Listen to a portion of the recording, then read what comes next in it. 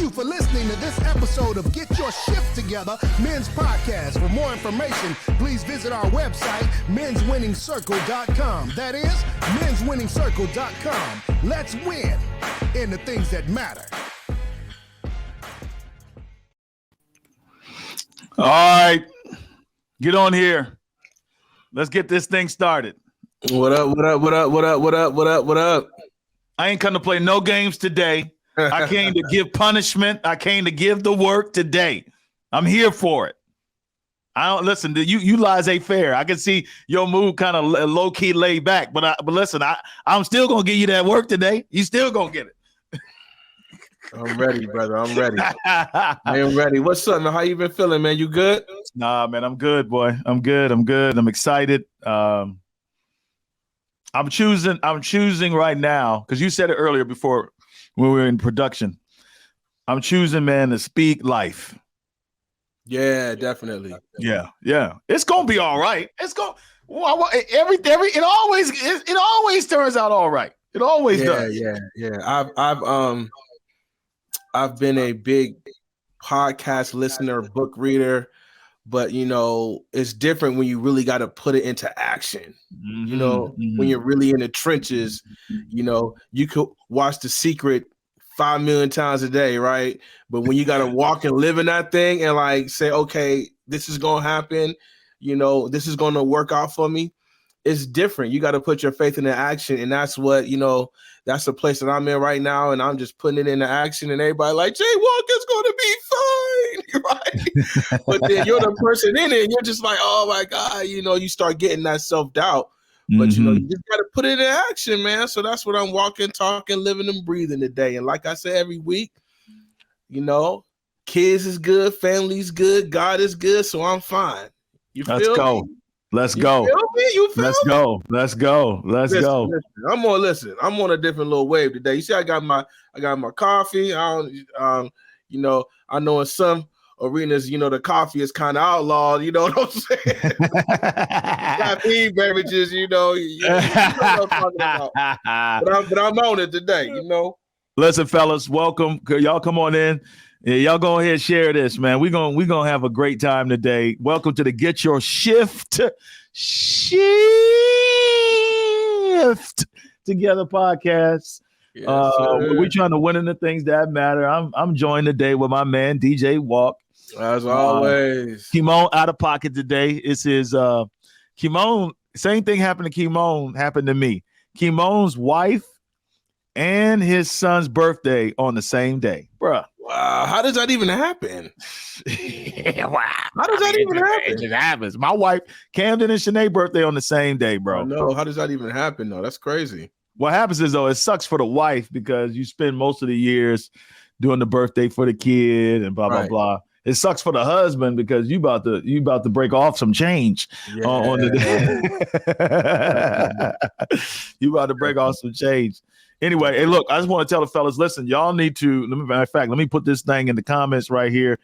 Y'all need to go on ahead and register for the Men's Breakthrough. We got the Men's Breakthrough Conference coming up. DJ Walk, I ain't even had, man, are you coming to the conference? DJ Walk, you was like a bona fide representative. I'm coming to the conference, man. I'm coming. I got to come. I got to be there, man. Let me put this in there. Let me put this Men's Breakthrough Conference.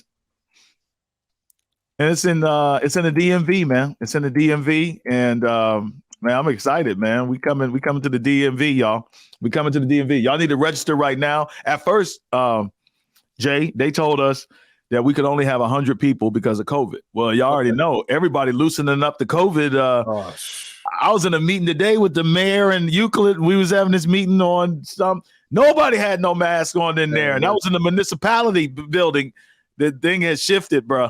It is. It's officially shifted, man. One thing I'm going to say about this week, man. I've been on this podcast for almost a month now, and I've noticed that I have a blessing that a lot of y'all brothers don't have, right? Okay. I don't know about Lance, but I have these lessons locked. See, I see you ball, what I'm saying? Come on. I don't know what Kamon got up under his hair. Lance always wear a hat. I usually wear a hat, But I'm just like, I'm gonna let my hair, because I've been blessed to kind of even have a little grow out. So I'm not gonna let my blessing stay up under that hat, because a lot of brothers like you is struggling with the skin bald head type thing. I've been blessed to have these locks. So I'm gonna let these locks show this podcast, this beautiful black kinky African hair that God has blessed me with. I'm gonna let this kind of flow out this week, man. Can I deal with it? Can I also bring some? Y'all get in the comments. Listen, if you are on this live podcast, I want y'all to let us know who you are, where you're from. Somebody laughing at Jay right now. Go ahead, tell me who's here. But listen, Jay, I didn't notice, man, that there's days I've seen you where I've seen a few grays here and there, and then there's days I've seen you where, man, bro, that job is jet black. So what the people want to know on the streets, right? they want to know, how is it, man, that you're able to, you know what I'm saying, tap into the fountain of youth on certain days, bro? They want to know that. How does this happen, huh? What's up, Tyrus? My man. Yes, sir. Hannibal, what up, bro?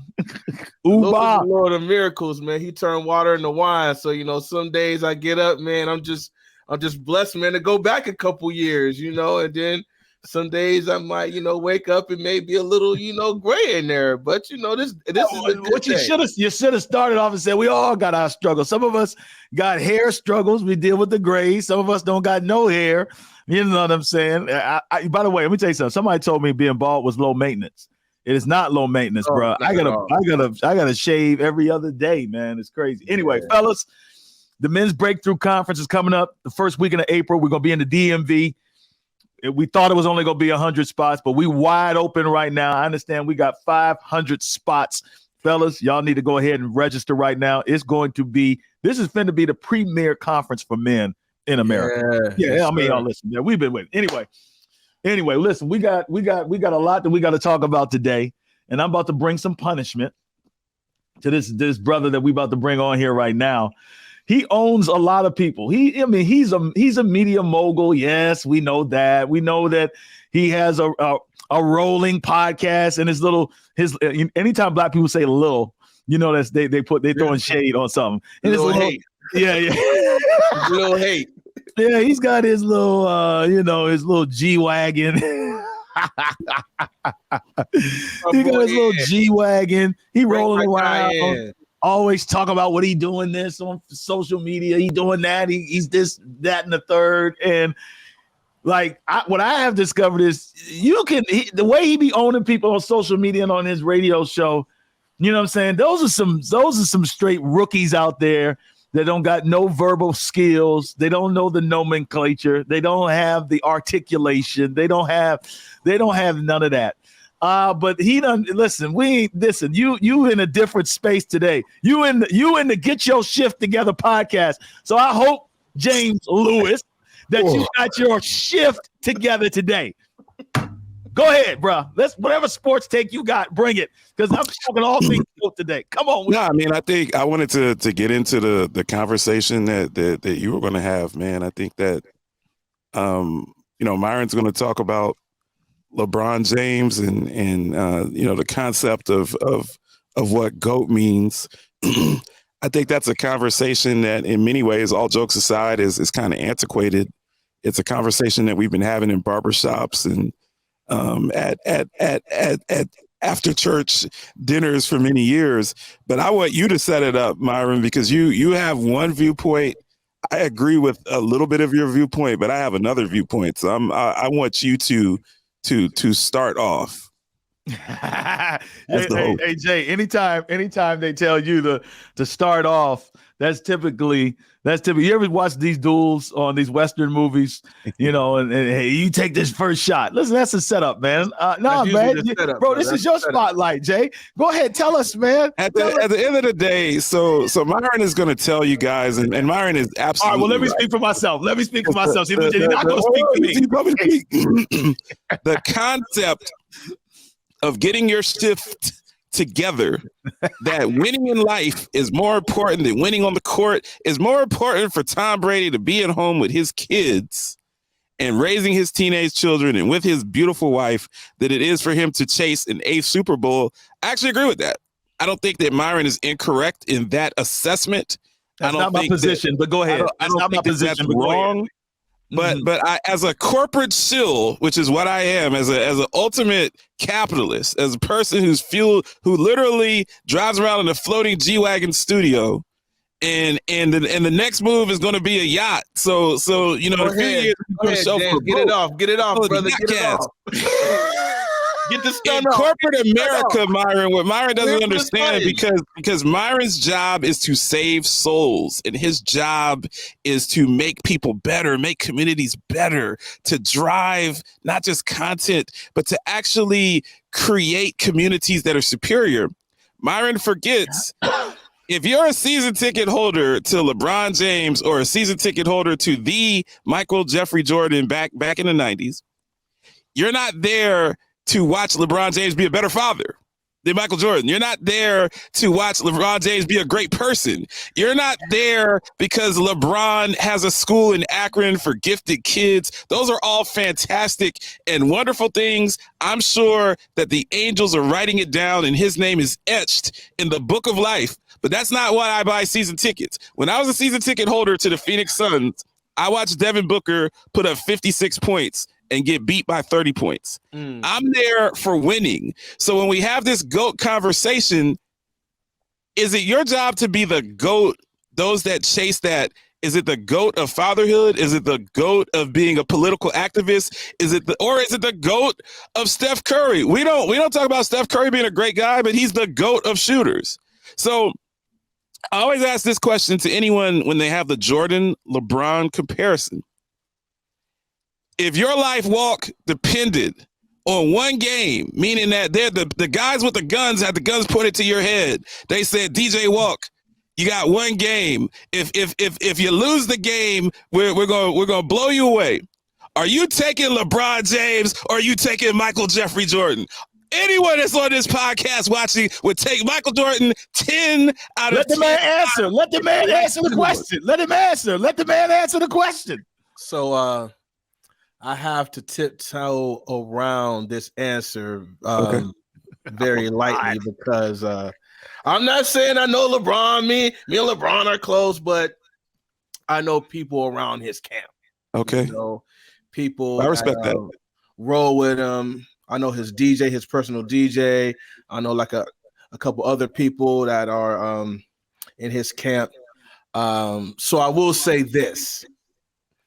I respect LeBron a million times over. I think that the things as do I.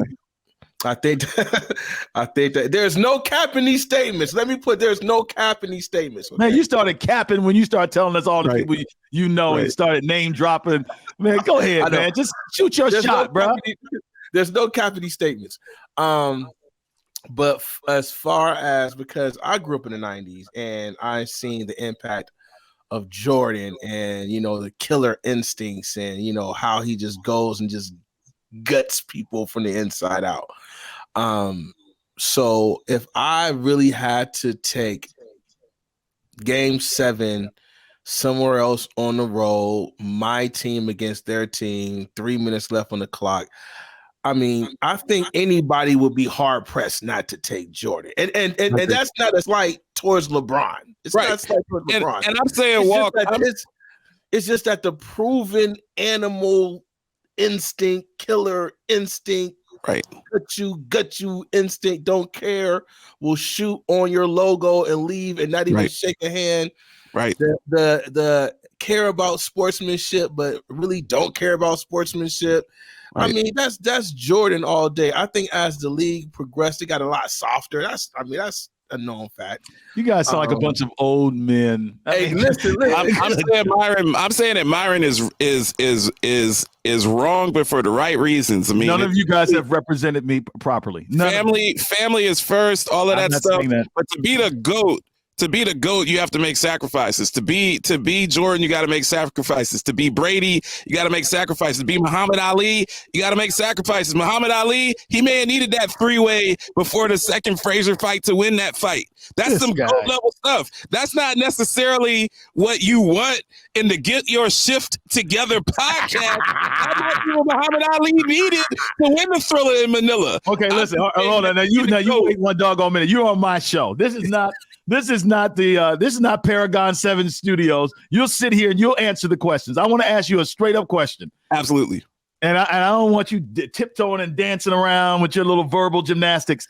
I'm asking you, who is the GOAT in NBA? Let's just go to the NBA. Who is the GOAT? And do you even believe in the greatest of all time? Or just of all time? Who is the GOAT? Let's just go with basketball. Who is the GOAT? Who is right the GOAT? now? Or just period? It says GOAT means greatest of all time.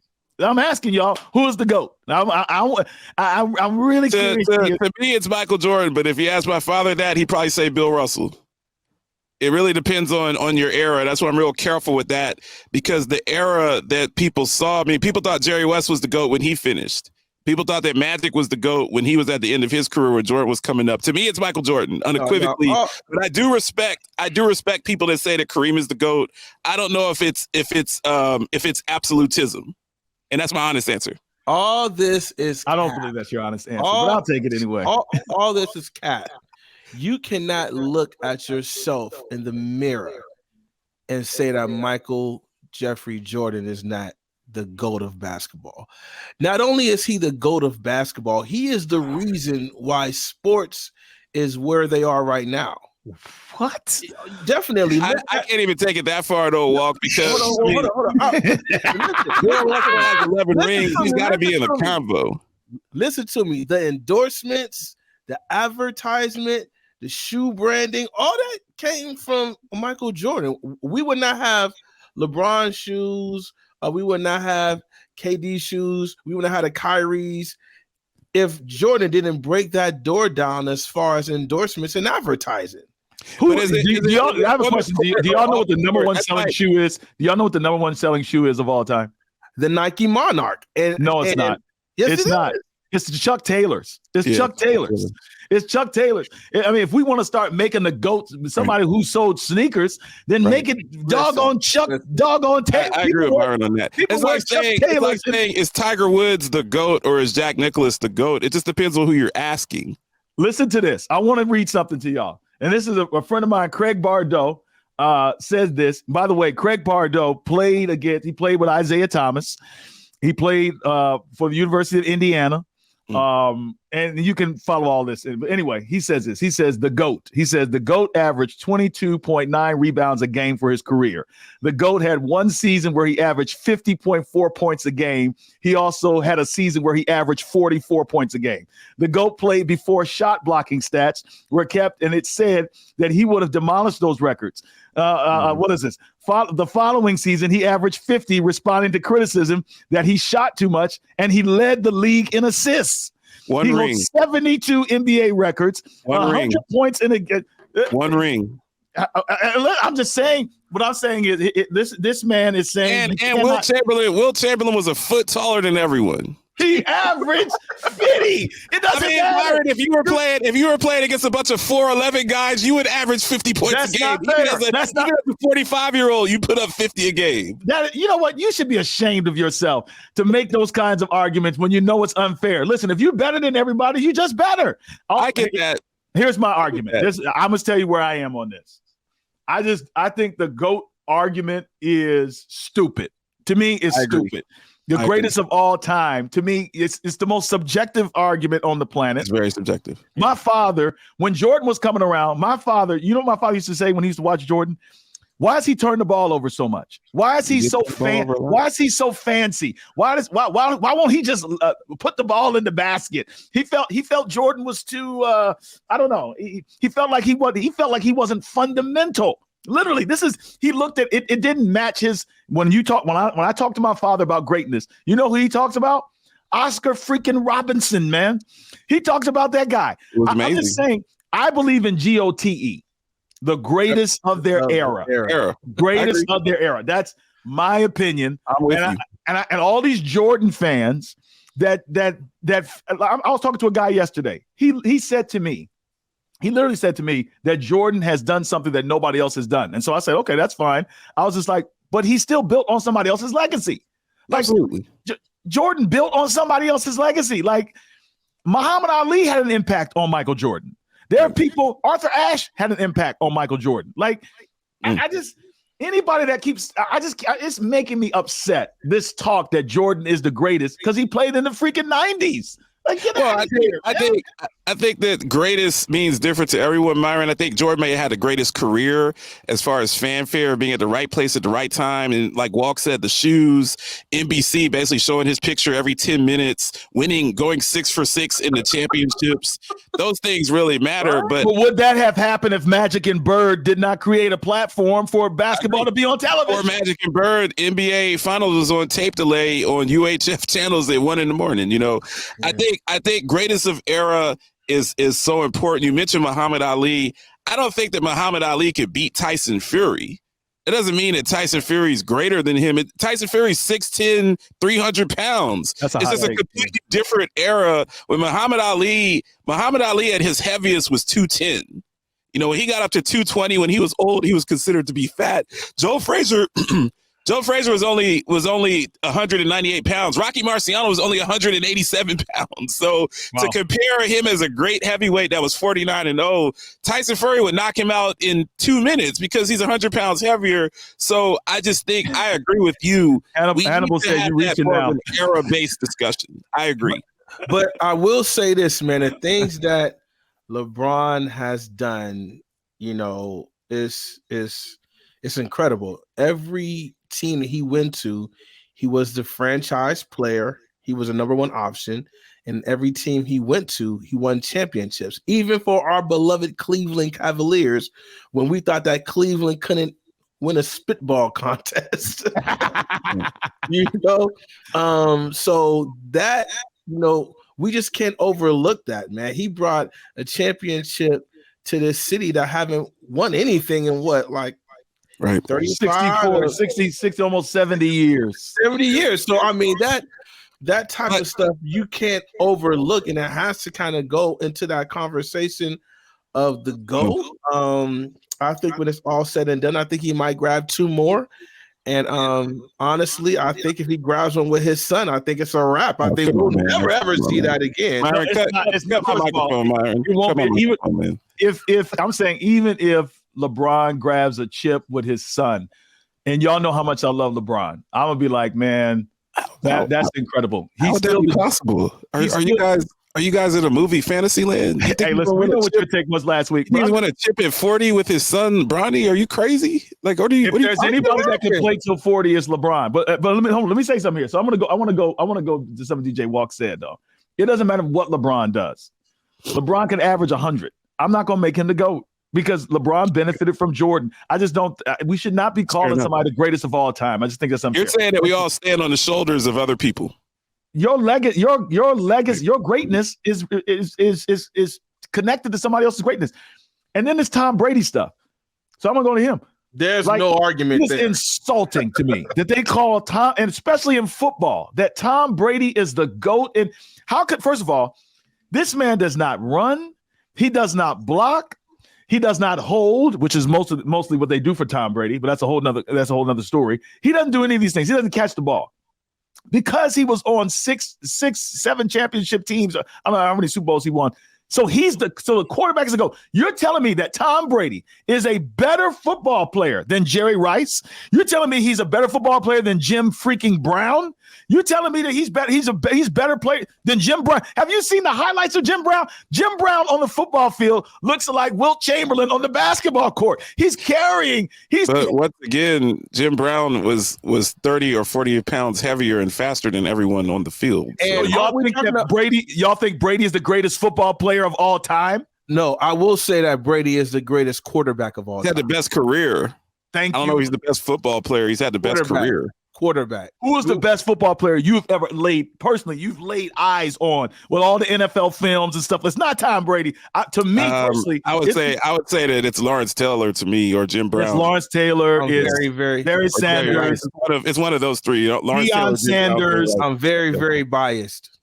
Who is it? I'm extremely biased, so I don't want to. Don't say. What are we gonna say? Some crazy. John Elway, baby. John. My beloved Denver Broncos, baby. John Elway is the greatest football player that ever laced up a pair of cleats and stepped on the gridiron, baby. I would say that Jim Brown definitely changed the game. Lawrence Taylor changed defense. I mean, the 3-4 defense exists because of Lawrence Taylor. Because of Lawrence Taylor. And, Jerry Rice, to put it in context, even at 40, Jerry Rice was still catching 80 balls for 1,000 yards at 39, 40 years old. Tom Brady changed the game. You know how he changed the game? The tuck rule. Right. That's his contribution to football. The tuck rule. I think you're being a little bit of a hater, Myron, but I generally understand and agree with your principles. But the one thing I'm gonna do before because I have to hop on a call. The one thing that I want to say, you mentioned it this morning. You don't get to credit people for being the GOAT because they're good people off the court. That doesn't matter. So you're talking about LeBron being a good guy and all of that. I don't care about that. You could be a savage. I never said that though. I'm not saying because I don't believe in that. I do think that something should be said about the impact a person makes on and off the court. That matters. That's why Ali is called the greatest. Ali was around before social media though. I think now but he wasn't the greatest boxer though. Ali says that Sugar Ray Robinson was the greatest boxer. If you look at any list on the internet, top boxer of all time, it'll put Sugar Ray Robinson. Yeah, Ali is not that's boxer. That's true. That's true. But his transcendence, obviously the war and all of that stuff. But I just like to blur. I have the capitalist greed view of it. Are you putting people in the seats? Are you performing when the lights are the brightest? And to me, that's what makes you a G.O.A.T. G.O.T.E. So the best of era. Are you the best of your era? I agree. It doesn't make sense to argue, is Wilt Chamberlain better than Jordan? I'm not going to entertain that. But I don't want to give someone props because they're a great person if they're mediocre when the lights shine brightest. I mean, Myron, I've known you for a long time. I've never seen you choke on a basketball court, and I've darn sure never seen you choke on a pulpit. When you were preaching at camp meeting, you brought your A game, baby, every single time. So I think that shining when the light, we try. This guy, you see how he tries to, man. You know what I'm saying? Kind of pat you on the head as he's on his way out to make you feel good about yourself. Kobe at all? You know what I'm saying? Why is Kobe exactly this conversation at all? Rest in peace to Kobe. Kobe was fantastic, but I can't just because of his terrible situation, that doesn't elevate him. He was a great player. He's top 10, but to me, he was never and has never been in the greatest of all time conversation. He might be in the greatest of the era for some of these youngins out there that came up under Kobe. But there are a lot of great basketball players in the league. I mean, there's a rush. People are starting to put Steph in that category. I love Steph Curry. I love watching him play. He changed the basketball probably more than anyone in our lifetime because now a 5'10" guy that can shoot threes can put up 30 or 40 a game, and we never thought like that. But Steph Curry is not better than Kobe. He's not better than Akeem Olajuwon. He's not better than Oscar Robertson. I mean, come on, man. It's just that's a ridiculous argument. Yeah, that's ridiculous. Yo, man, Jay, always glad to have you come through, brother. Appreciate you, man. Thanks for coming by in your little G-Wagon. Great work that you're doing. man. God bless you both, man. Love you guys. Yeah, man. Yeah. What's bubbling on the streets, bro? So real quick, man, I'm going to be very, very short, but everybody knows, man, what's kind of bubbling on the block and what's being talked about in these barbershops and on the streets and around, your home is this Ukraine and Russia war, man. And this Ukraine and Russia war, what's going on. And something that really kind of pointed out to me that I was just like, you know what? I knew this was coming. It's how the Africans are being treated trying to flee the country. They're basically, I mean, of course, they're not letting anyone leave, but they're really putting hard restrictions on our brothers and sisters over there. And as sure as the sky's blue and as sure as water's wet, as sure as Judas grabbed the Romans while Jesus slept, that train is never late. That trade is never. I said, you know, I said, talk your stuff, boy. Talk your stuff. I said, oh, there it is. There it is. I was waiting for it to pop up. I said, some way. Good God. Some way they're gonna bring or they're gonna shine some type of light on our brothers and sisters over there in that area while this conflict is Lord going on. have mercy. And as sure as Jordan is on the fourth quarter with 3 seconds left shooting over Craig Elo, boom, there it is. They tried to kind of hide it over a little bit, but because of social media, it's going to come out. It's going to come out. And because of social media, there it is. You know, the Africans or the indigenous people over there of darker skin complexion, you know, they're being treated a little differently than everybody else. And it doesn't matter if it's in the United States. It doesn't matter where it is. This world, some way, somehow, is going to find a way to treat our beautiful brothers and sisters differently, even if it's a war. In a war, brother. Good Lord. Even if it's a conflict that don't even involve us, they're going to find. You see this question? Brother's asking, what's the benefit of the media highlighting this? Exactly. What is the benefit? You know, but I'm glad they did. It shows. What's the benefit? But it's happening. So let's highlight it. Let's, even though what's going over there is horrible, I still want the light shined on how racism is still prevalent in the world, not even in our country, in the world. You know, that conflict is going on. Thousands are dying. It's a bad situation, but they're going to find some way. Some way. I mean, bullets are flying, bombs are going off. Bullets are flying, bombs are going off. Yeah. Come to safety. Whoa. Not you. Here come the Russians. The Russians are coming. But you, no. To indirectly oppress us more. I am glad they are highlighting it, but it makes me wonder. Oh, I see what he's saying. He's trying to figure out what really is the what's the real conflict, right? Yeah. It's a good question. It makes all of us wonder. You know, why are they? Is this a deflection? Is this to kind of steer our mind away from the real issue? But nevertheless, it's going on. And so that just points off, coming right off of Black History Month too, right? So that just points out even more, man, that as a people, we can't get a break, bro. We can't get a break, man. We can't get a break. Not even in war. Bomb. Everybody's listen, the Russians, they're indiscriminately, let's just be clear. The Ukraine primarily is a European nation, so that's all I'll say. And there's some of us that are over there. And the bombs, they're bursting in midair over everybody. Everybody is running for safety. But to me, I know you're making light of it, but you're being serious about it. But it does. Sometimes you have to laugh to keep from crying. Right. But I see the image of people fleeing war, bombs are bursting, and as they're almost to safety, right? It's like, wait a minute. I mean, it's literally ridiculous. I read one post, and of course, you know, you can't really trust the internet. So please, guys, don't hate me for this. Please don't call me out. Don't, you know, say, oh my God, you sound crazy. It was an internet post, so I'm just going off the internet. They said that they were assisting people's pets as they go across the border. Their pets and giving African Americans a hard time getting over. Well, not necessarily African Americans, but African people. A lot of those folks are from all over. Yes. Exactly. I said corrected. But if it was some brothers over there, you know, they wasn't getting across. They wasn't gonna let Pookie or Ray Ray off.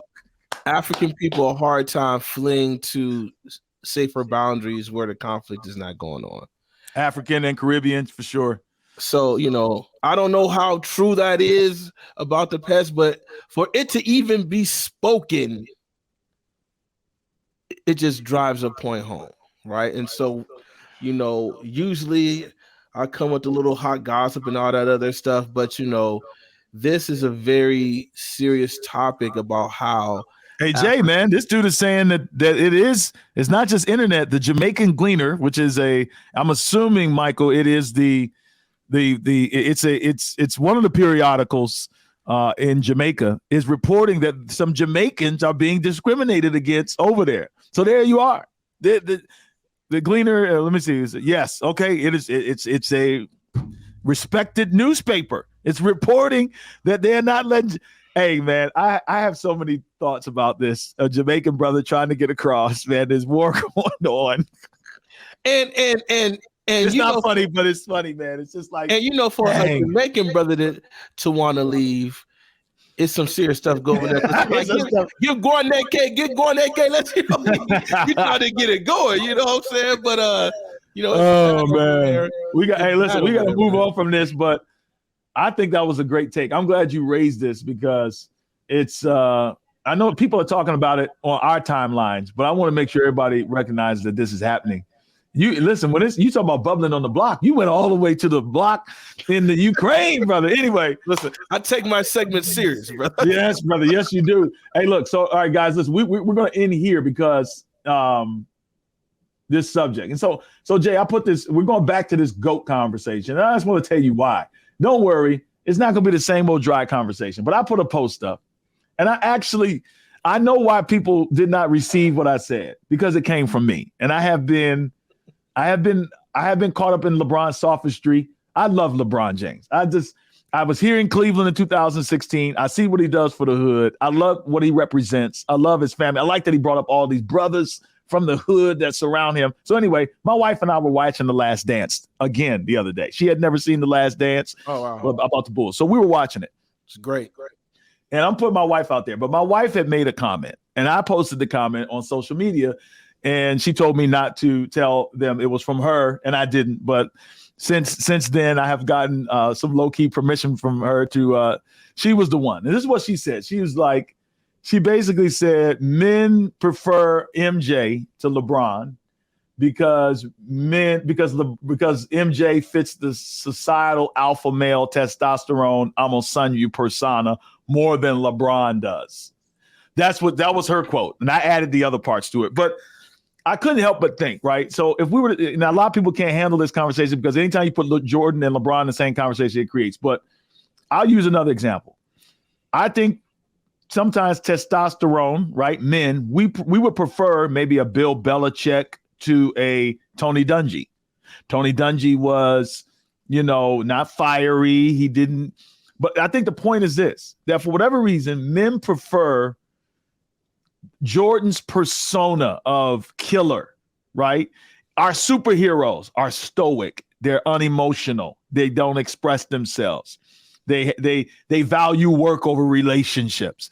My wife was watching The Last Dance, and she saw how Jordan got teary-eyed when he was like, this is the way I do things. If you don't want to play with me, then go somewhere else because this is what he's very like it's winning over everything. And here's what I said, Jay, and I just want to know your thoughts. It's like we vicariously love rooting for those kinds of people. But most men are not like MJ. Most of us don't have that persona. But I think a lot of us love to live through people who had that I don't care, I'll do whatever it takes persona. But most of us don't. We don't have that legacy where we just destroying our families, and you know what I'm saying. And this man in the Last Dance is talking about how this dude was so competitive that he would be competitive with his kids and didn't even care. Like he gonna beat them too. Like I'm just saying. Like we gotta, in my opinion, and I just want to know your thoughts. I think we gotta change. The alpha male doesn't have to be the emotionless, win at all costs. Why can't the alpha male be a good guy? You know what I'm saying? Who loves his family, who loves people, who shows emotions, who's emotionally healthy. I don't know. Why do we do that? I'm just curious. I think the alpha male image, as much as we want it to change, I don't think it's going to change. America loves a man's man. A man's Mhm. man. America loves a man's man. America loves a guy that's gonna go out there with the lumberjack button-up flannel axe, chop down a tree. You Yellowstone. I know, don't know if you watched that. That's the you oh know, man, yeah, yeah. and that is just the persona that we feel comfortable with, you know.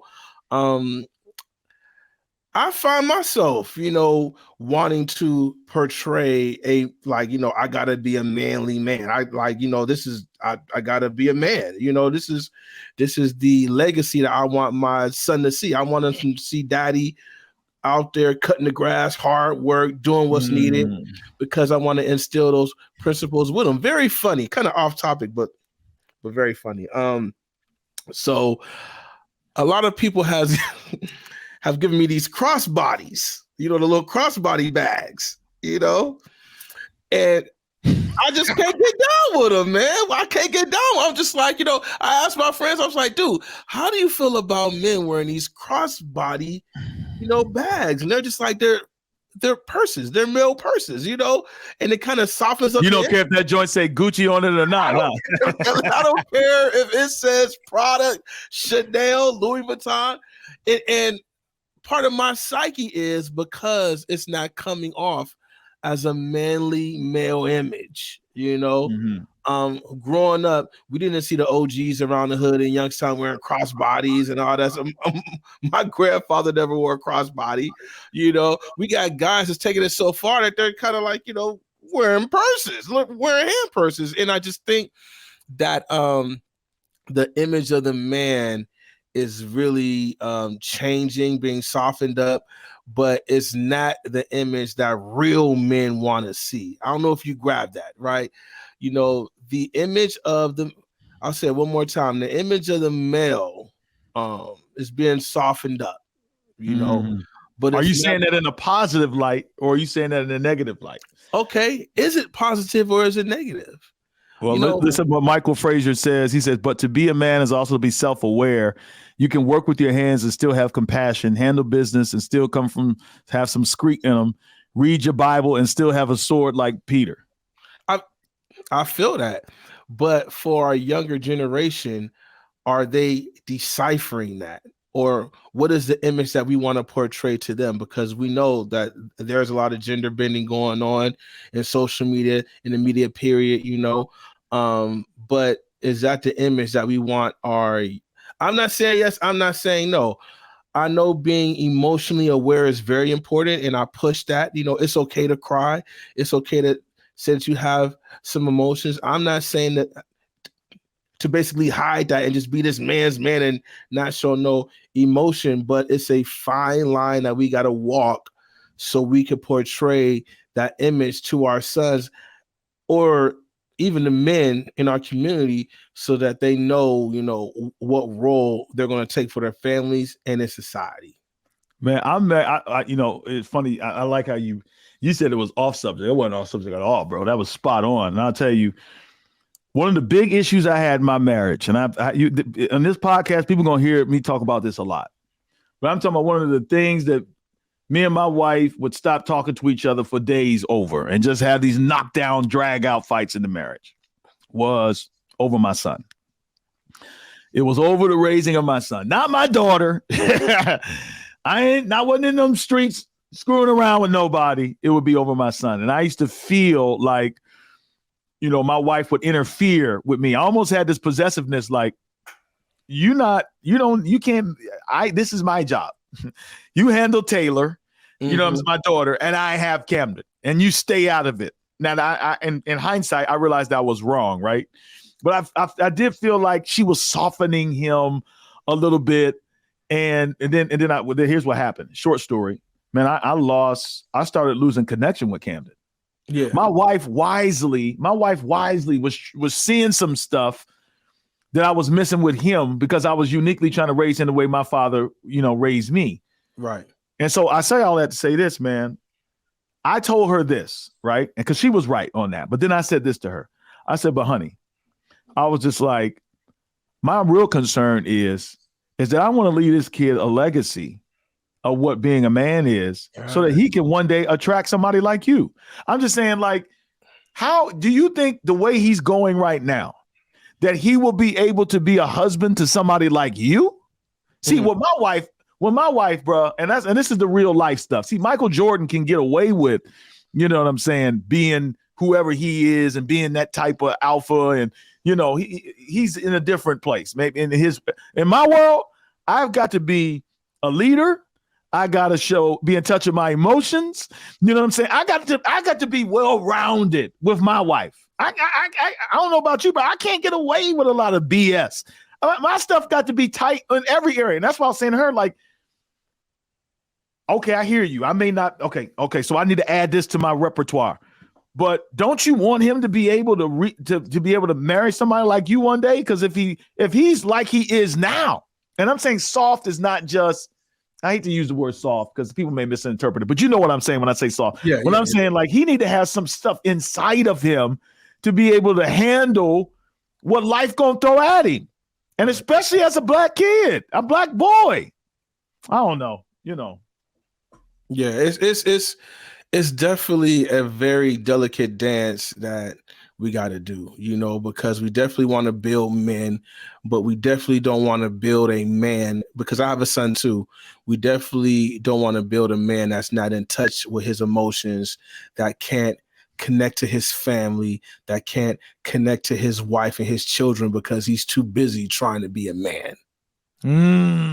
Say that again, bro. That's it right there. That's it, Jay. I'm too busy trying to be a man. So, you know, I got to hide all my emotions and I got to show that whatever comes at me, I can handle it. You know, that's fine to portray that. But at the same time, because you want to portray strength, but at the same time, you have to be able to show your family and your son that it's okay at sometimes to be vulnerable. Yeah. But how to handle that vulnerability is everything, you know? So, I mean, even with a 1-year-old, I mean, my son's about to be 2. And it's crazy that you're saying that because, you know, even with a 2-year-old, I got to check myself, you know, like Jack will cry a little bit. I'd be like, boy, you better quit crying. Quit. But Jason, he's only 2 years old, bro. You know what I'm saying?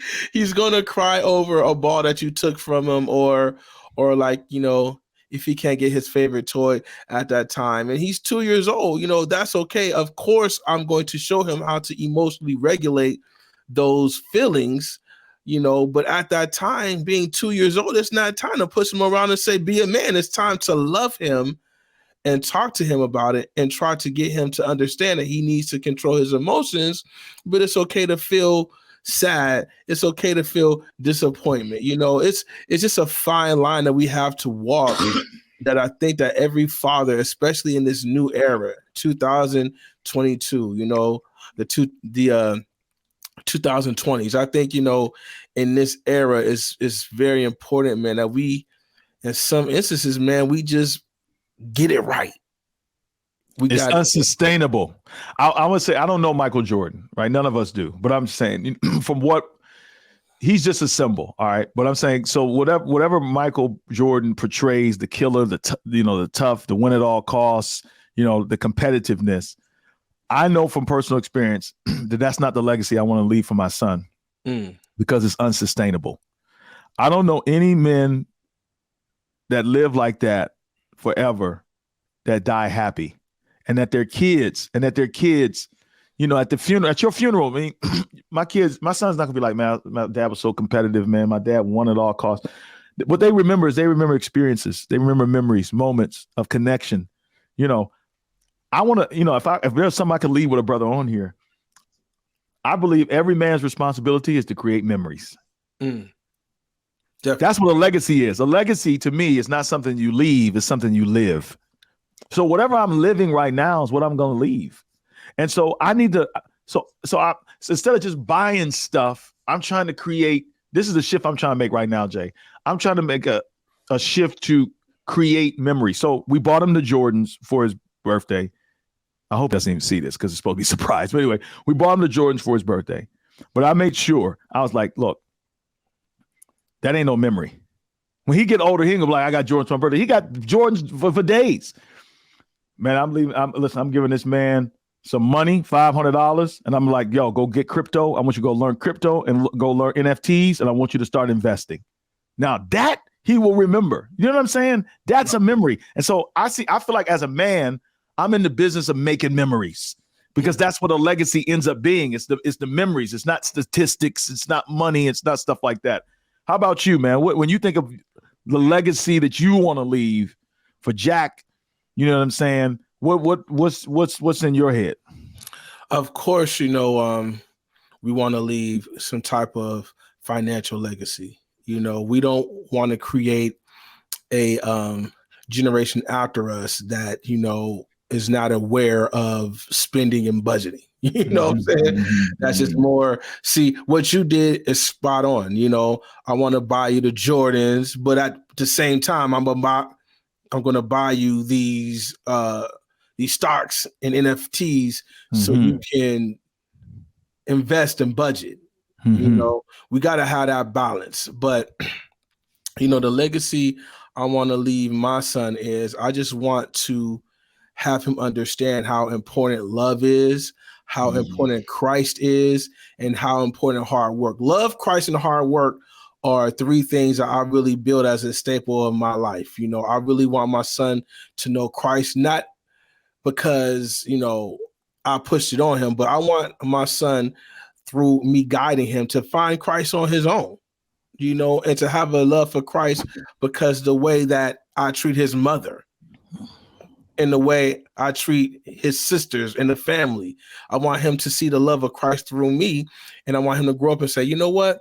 That's what my dad was about. So let me grab my Bible, let me get into the scriptures and know Christ so I could exhibit that love to my friends and my wife and, those around me. Hard work. I want my son to understand that nothing comes easy. You got to work hard for everything you get. Even if you have an office job, go to the office job on time. Stay until it's time for you to go. Slacking is not permitted. Work hard. Even on the weekends, get up, cut the grass, do the lawn. Hard work builds character. So with that hard work, that character will come up, so those are the major foundations that I really want to leave for my son, that he could grow and he could have those important characteristics to guide for the rest of his life. I think that's very important. Hey, listen, man, fellas, this has been a great conversation. Jay, I just want to encourage the guys. Listen, it's going to be a whole bunch of brothers who love Jesus, who love sports, who love their families, you know what I'm saying, who love life, who got a plan. Right. We're going to be descending on the DMV on April the 2nd, April 1st through 3rd. Listen, grab your spot, get your registration in now, mensbreakthroughconference.com. Go ahead and register for that. I'm going to be there. DJ Walk going to be there. Bunch of other people going to be there, and it's going to be it's going to be a big exhale. They talk about women and waiting to exhale. Brothers been waiting for this. The pandemic didn't want us to be great. We tried 3 times to have this, but man, listen, they loosening restrictions. People, listen, hey, bro, let's go. So look, y'all, we look forward to seeing y'all there, and we out of here today. Peace. Peace.